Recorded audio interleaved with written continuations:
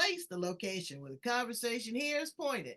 And the guests are sharp, the responses are never dull. Today we're going to Northern California with Karen Nance. We're talking about a lot of stuff. I like it when I have the sisters in the house because we can just really just go at it. Okay. Pull our braids back. So we're going to talk about her two books, the writing process. What is it like to capture historical information, make sure that it's right, and then get it edited? It has your voice and your texture and your vibe. And where can it go from there?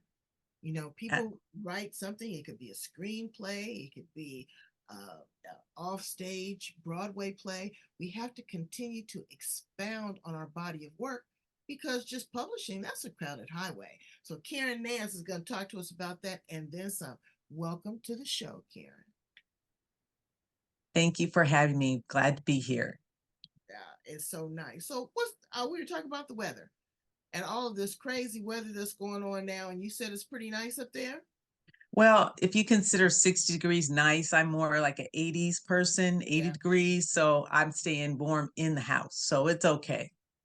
I can look out and see the sun. Exactly. It's still a first world problem. Tell my brains how you show up in the world and really some fun stuff about you. Well, I wear many hats depending on the day. I'm a licensed attorney. I'm a licensed private investigator in California. I also Ooh. do conflict resolution, mediation. I love to travel. My husband and I have a travel business. I just like to juggle a lot of different things to keep things lively, and I love to learn and travel. So that's right now. I'm working on two books, republishing one book and starting a new book with an organization, a nonprofit actually in Minnesota. So I'm excited about that. Well, I didn't know all that good stuff. Ooh, I got some good questions to ask you. How about that? So, being a young African American woman, what ignited you? What excited you to get you to go in this trajectory? Because you've accomplished a lot. Well, you're still accomplishing a lot. Well, can you say young again? That really helps. I'd love Young to hear girl, that. yes, Young, young, young, yes, young, yes. because many people would say I'm over the hill. But to be very honest, I'm a child of the late 50s, early 60s. So I grew up watching Perry Mason, and it was in black and white. And I didn't know that he wasn't black, and I didn't know I wasn't white. So I was Right. like, he won all his cases. So I said, I want to be Perry Mason. And so honestly, that's the truth. I wanted to be an attorney from very early on. I would say Wow. sixth, seventh, eighth grade, and just Cool. pushed forward with that. It was this bumpy road. Absolutely. When I was due to graduate from high school, I asked my high school counselor to write a letter of recommendation for high school. I was a C plus grade point average. He said I was not college material, Ah, and yes, he did. And so I luckily got into college and went on to law school. I applied to 15 law schools, only got accepted to one, and that was Temple University in Philadelphia. And I struggled. The first year I had a 1.2 grade point average, and luckily they allowed people with a below 2.0 grade point average to repeat the year. So it was embarrassing, but I did repeat the year. And one of my professors, my property professor, told me I was not going to graduate because of my poor performance on the exam. And so I'm happy to say that when I did repeat my year, I successfully completed law school, and he was on the stage. So no, I he wasn't. really wanted No, to just put that in his face. But that's right. then, of course, it's the bar. I took the Pennsylvania bar twice because I didn't Mhm. pass the first time, came back home to California because I couldn't do the snow, and took California bar twice. So I've taken the bar Okay, now four wait. times. You don't take the bar four times. Yes, I have. Yes, I have. Twice in Pennsylvania, Okay, twice in let's California. pump the brakes. I just want to ask, interject and ask something. What is it about the bar exam that is just so mind blowing? Is it case studies? I have no idea. I have no idea what is on the bar because a lot of people take it. It's very expensive. You Right. study for it. You only have to take it one time. You don't have to renew it or anything like your driver's license. Right. Exactly. Exactly. Unless you want to move to another state. Then, depending on the state, some let you waive in there's reciprocity between certain states. When I was in law school, they said California, Florida, and Texas do not have reciprocity. Why? Because they're the retirement states and there are too many old people who are there for the son, and we don't want them practicing law. So those states definitely do not have reciprocity. So that's interesting. Florida, Texas, and California do not have reciprocity with any other states. That's awful. So to answer your question, I'm not a good test taker. I'm a writer. I would do in undergrad, I would write papers the night before, stay up all night. And so I didn't really get the concept of being on the semester system and studying without having any exams. So I had one exam at the end of each semester. And so I was thinking I was taking notes. I was taking notes, but I wasn't studying them. And so I think you have to know the animal, the beast that's before you, and learn how to maneuver through that. And it was difficult for me. Luckily, I had somebody that said, look, you need to sit down and outline. I just didn't have the skill set to do it because that wasn't what I did in undergraduate. Well, you first generation of your family to, to continue to pursue this higher education of being a lawyer? Yes, to be a lawyer, absolutely. Okay. That's good. Yes. Was there pressure on you? Well, the pressure was I didn't have a safety net. My mom was struggling, and I, when I repeated my year, I couldn't just come back to California and live like the young people now. A lot of them, they're 20 and 30 years old and able to stay at home. I didn't have that option, so I know. Girl, my daughter didn't get out till she was 28, and I'm like, who does that? I know. Most of them now, not most of them, but at least they have that. I didn't have that. Yeah. So but you have to. You got to bundle up. It is so exactly. expensive to live. It is so expensive. Exactly. Especially in California, right? Oh my, girl, they're gonna tax us for the air here in a minute. No, you laughing. I'm serious. It's crazy. But beyond that, you went to be, I want to talk about this, a private investigator. Is that as spicy as we think it is, or is it kind of casual? Is it exciting? What lights you up about being a PI? Well, that's one of my knacks. Way before the internet, I was able to track people down, through the newspaper, phone calls. Back in the day, you had to call. It was not a collect. You'd either do a collect call or what was it? They charge you for local calls and all that. I remember all that. They don't have that now. But I was just fascinated by the prospect. They have these burner phones now. Yes, that's true. So with my first husband, I decided, after I had my law degree, I was getting a little bored, and I said, let me see if I can take this private investigator exam. So I took the exam, passed it, was really excited, and guess what, April? My first case was discovering my husband's infidelity. Shut the front door. Yes. So I was like, I did such a good job of investigating that was the end of that marriage. I had a teenager and an infant, but there are lessons to be learned, and so I could laugh about it now, right? But that was my investigative prowess. So that was interesting. You know what? I tell you, what better than to start in your own backyard? So now exactly. Okay, so you continue that, and so now you are a lawyer, and now you are an author. You're doing the most. I love it. Well, thank you. Tell us about the books. So the first book, well, let me back up. I wanted to write a story about my grandmother. My grandmother was born in 1899.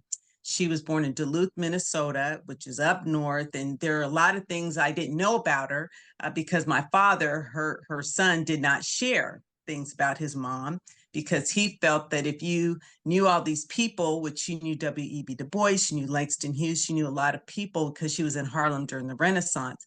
He was a little bit bitter because why are we in poverty? Why are we living in Hunters Point in San Francisco if you know all these people? So he never shared that with me growing up. He never shared the wonderful things that she had done. So it wasn't until I was an adult, I would say my mid-20s, that I was able to understand and experience, because my uncle, my father's brother, would share stories. So my grandmother luckily lived to be 92, and I was in my 30s at that time. And I promised her that I would write a book about her. And so luckily she was a stenographer for part of her career, and she kept a lot of notes. And my uncle had those notes. And I have probably over 2,000 pieces of paper that I had to put together. And that took me probably about 5 years. A lot of them are not dated. So I have probably, I think, about 12 to 23-inch binders full of papers. So I was going to write one book, and it was just I can see overwhelming. that. I'm telling you, be a Netflix series. That would be great. So That, she's an amazing writer herself. She never published anything. Her books were rejected. She wrote a book about Du Bois, a 300-page book, and she submitted it to 7 or 8 authors and publishers when she was in her 80s. Book. And so I was determined to write a book about her. So that's where it starts. So the first book is about her sister, her older sister, who died when she was 7 years old. And my grandmother was about 18 months old. So in the papers I found, she talks about Aura and the fact that she was poisoned. And I thought that was interesting. So I came up with the title, My Father Poisoned Me, or Did He? And the reason I came up with that title is because the mother, my great grandmother, was Swedish, and her North Carolina. And back in Duluth, Minnesota, during the early 1900s, you didn't have too many interracial marriages. And so when you didn't see the father around, the people thought the children were white. And so my grandmother's older sister was very sick. Pneumonia was like COVID is today, or was in 2020 for us. A lot of people died from pneumonia. mm-hmm. And so the doctor made house calls. And so Aura, my grandmother's sister, had lost a lot of weight. Doctor came to the house, a white doctor, shocked to see this Black man and this white woman. And at that time, they gave little bottles of medicine, and poured the medicine in there and said, here, take this. It wasn't like we have today, prescriptions, that type of thing.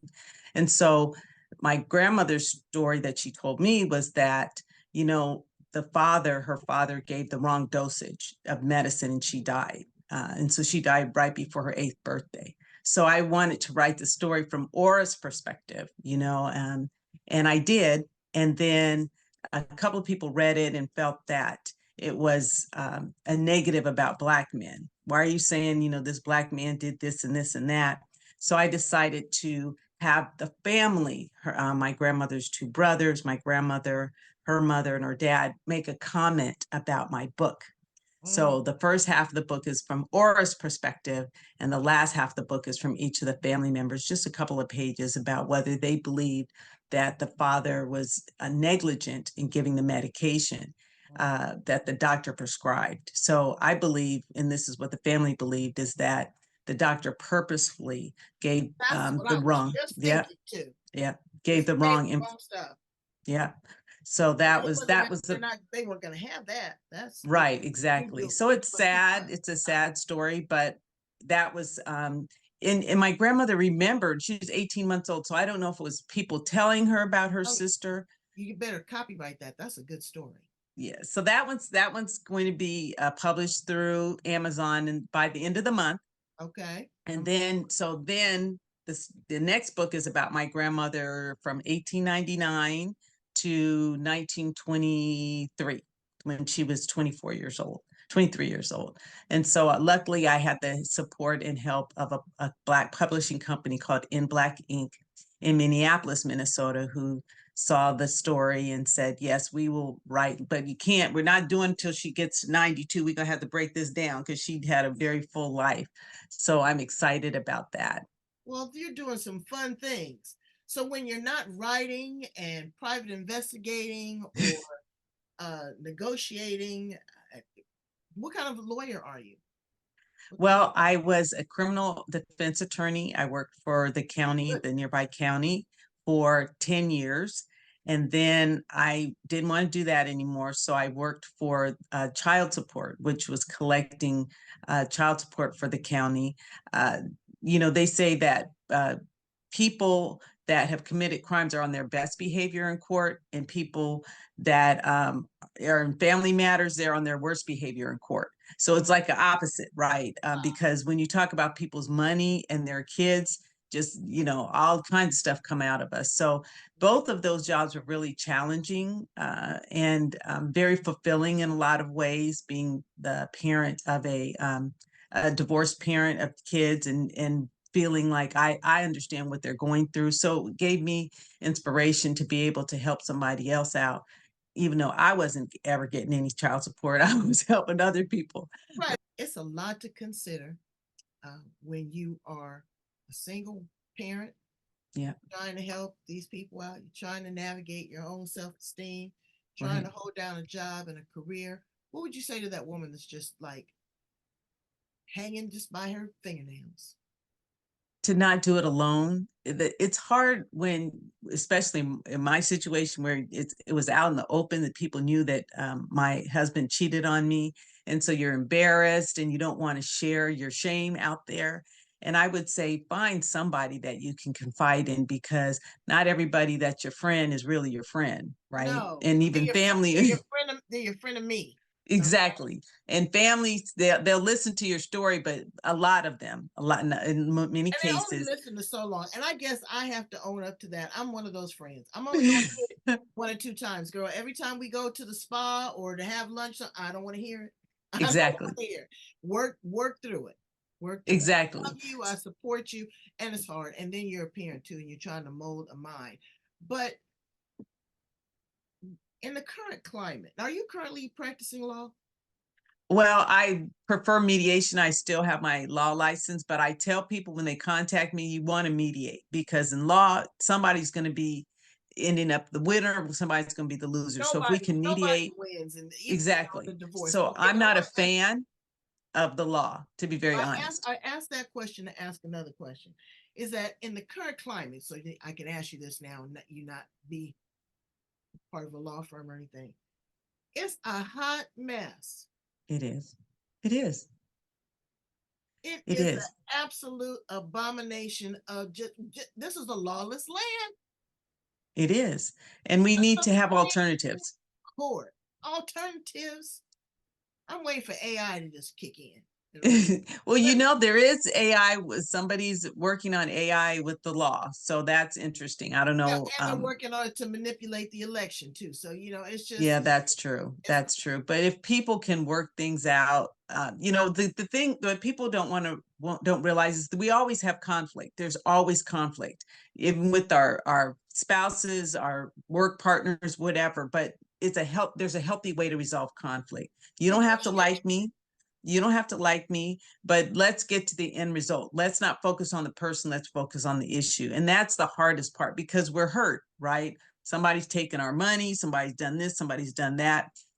For some reason, we in America feel that the resolution is to go to court. And it really isn't, because it just tears you, and it costs everybody money and time. Well, that's like And me. I had a little situation here in my neighborhood with the traffic circle and all that kind of stuff. Number one, I wanted the city and the people to see that we could negotiate. I didn't want to go on the media and right. blast or anything like that. But it was about a negotiation. But you have to be serious. You got to be clear with your message, Mm-hmm. Mm-hmm. because folks will just say any old thing and want you to go along to get along, and it's crazy. I just don't Yeah. understand what it must be in the water. How people can just see blue and Right. not say that it's blue. Right is right and wrong Okay. is wrong. You know, Right. all the sexual indiscretions, girl, I tell you, it is a portal of cesspool. Again, A hot mess, right? We would call it a hot Lord, mess. a hot mess, a hot mess. And so, dialing back, looking at that, we're all human beings, but it seems like the same 2 or 3 things. It's the sex and the money take us down every time. Yeah, We don't focus on the long game, play, exactly. playing small. It just exhausts me, really. But just like everybody else, you get caught up in the Spengali. Look at our sister Wendy. God bless her. Oh, poor thing. Okay, Yeah. I've met her a couple times, and it Hmm. was different than all of this, but How can people just come in, Attorney Karen, and just take your money? Right. Take your money.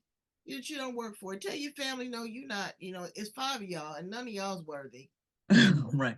Let's give you to an overseer, no pun intended. And it's just crazy. So I don't know what to do. Is there any hope? What should people do to in conflicts? I kind of like to be a good listener. Before I go from a flicker to a flame, let me hear what you're saying completely and get complete information. You got to dial back, getting a divorce or somebody has sexual indiscretions, all of that. But in the end, you got these kids to think about, and the Exactly. cooler that you can try to be from the onset relieves Mhm. so much anxiety. Right. I 100% agree, which is why my focus, I've had training with conflict resolution in the workplace, because that's another volatile area, as well as mediation, family mediation with family law issues with divorce and child custody, because I try to steer people away from going to court. I want to sue him. I want to do this. I want to do that. I was like, no, you don't. Let's talk about what we're going to do. Where do you see yourself in a week, 2 weeks, a year? And if it's away from this person, that's great. What does that look like? What does the visitation with the kids look like? And who's going to hurt at the end? For the most part, it's children, Mm-hmm. in addition to you. And we don't want to use the children as a weapon. And as we know, the children, when they get to be teens or preteens, you want to give them away anyway. You go stay with your dad, go Please, stay with somebody, because they're you know, grown and they know more you than you want do. shoot as soon no, in all transparency, as soon as the relationship go right, you want to take them to grandma's. You want to Exactly. off board that they can be five. If they can Right. talk, you got it. Some people are ignorant to the fact, or I shouldn't say ignorant to the fact, they try to play down the fact that the kids don't know. The kids know They everything. do. They Because they do. see what mama's doing when daddy's not there. They see what daddy's doing when mama's not there. They see the Exactly. combination. They got their own little concoction running around in their mind, and it's very, very difficult. So the Right. youth, they suffer with that. So everybody is just a big ball of mush. But there is hope. There's light at the end of the tunnel. So let's ask some fun questions of you. Okay, I'm ready. You ready? Ready. Okay, Karen, if you were not all of these wonderful things, an author, private investigator, an attorney, mother, a wife, what would you be? Well, do you remember that show, The Love Boat? Now they're playing that Some music of with that. the I would be, I think her name was Cindy, and she greeted all the people, and she was just wonderful. She was the happy one. Everybody got on the cruise and they were just so happy because they were taking vacation. And you're meeting people in a good place. Mm. And ideally, in an ideal world, it would be nice to meet people in their ideal place. I do some travel. My husband and I have a travel agency. And Ooh, so I'm working toward that type of, warmth at all times. But then there's always some opportunities, not opportunities. There's some people that the glass is always half empty. So you got to deal with that. And I understand that.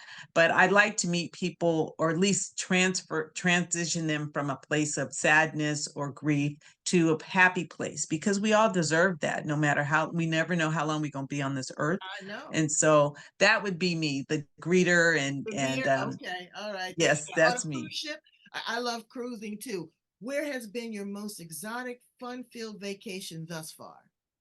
I would have to say Tanzania and East Africa. And I did that alone. I did that solo just last year in November, December. And I was gone for almost 3 weeks. And it was scary for me because I'm not somebody that travels by myself. And that's only because I'm not a social person. I'm introvert with people I don't know. So Okay. to go out there and meet people and experience different things was a challenge for me. So I was very happy with myself and putting myself out there. So it was a You got to go stretch. with the group? Yes, I Good. would have, but I didn't. I went solo, Completely solo? And, completely solo. But I'm an organizer, so I made sure I knew what hotel, this, that, and the other, how I was going to get from A to but B. you know But what? I But went by myself. it was more than that. That was a spiritual quest. That was a rite of passage.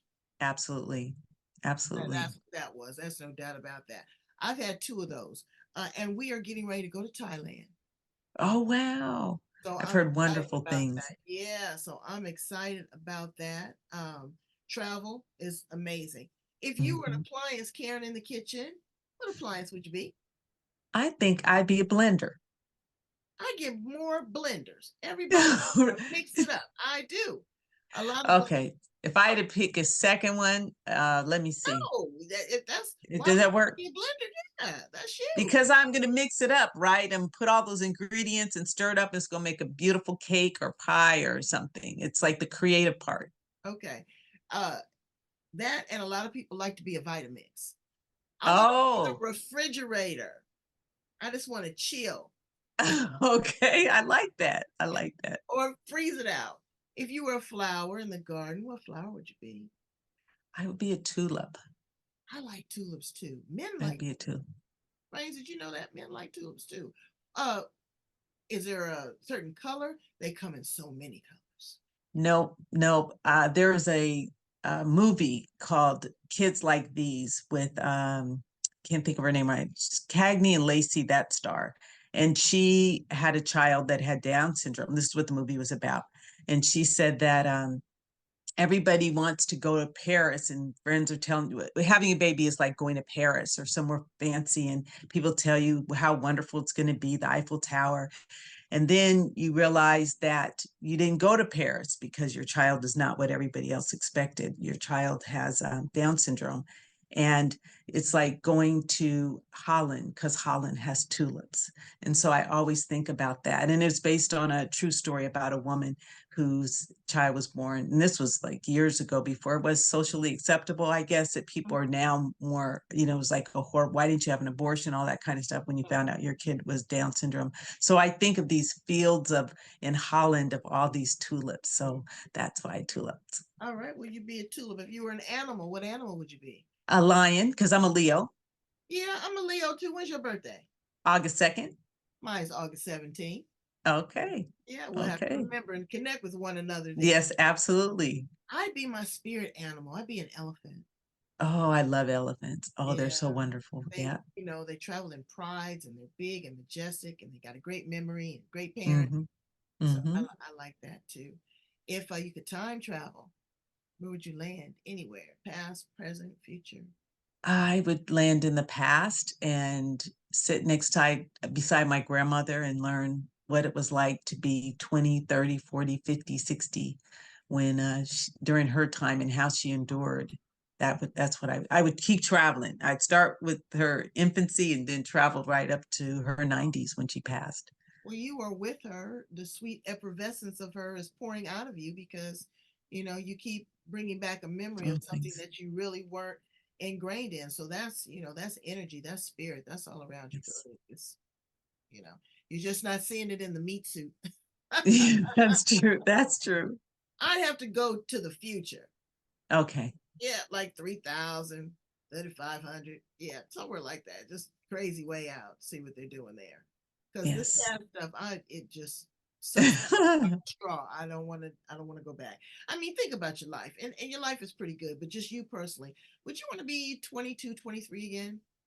No, Yeah. no. It was a lot of work. It was, it was. And I think it's a lot harder now. I think that the internet does a lot of bad as well as some good things, but it's really hard, the bullying, and you can just get sucked into so many scams and that type of thing. And it's hard to know what's real and what's not, who's telling the truth, who's not. And I think there's so many more challenges, even for me at this age, but for young people trying to figure out and they're going to hide it from their parents and then do all kind of stuff. So I think that it's a lot more challenging these days to It be that age. Well, it has been a pleasure having you here, Karen Well, Nance. thank you Thank so you so much. much. When your books are available, please, please, be Definitely. exclusive. Let me go ahead and just knock that out. You're down here south. I'm up north. We got meet somewhere in the middle. I love your Yes. spirit. I love your energy. Brains, Thank you. go in. Karen, tell them how to get in contact with you. I'm on Instagram. It's Karen F as in Frank Nance, Nance. That's how you can reach me. Also, I have a podcast following in April's footsteps. It's called Connecting with Karen Nance. It's on Instagram as well. And I'm on Facebook Karen Felicia Nance, Felicia Nance. So that's how you can reach me. And I'm looking forward to rejoining you. And thank you so much for allowing me to be on your show. It's been a real pleasure. I Oh, appreciate it. yes, I've enjoyed this so much, Brains. Go in and check it out. I'll put all of our information in the show notes and at the back of the interview. I need you to do me a favor, pretty please. Go in here. Love, like, share, and subscribe. I want them gazillion numbers on YouTube like I have on my podcast. So come on, support a sister. It's just one click. It ain't gonna hurt you. This is the place the conversations are pointed, guests are sharp, and the responses are never dull. We got everything from soup to nuts.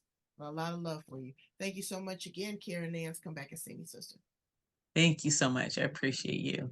Bye, Brains. Okay. All right. Thank you.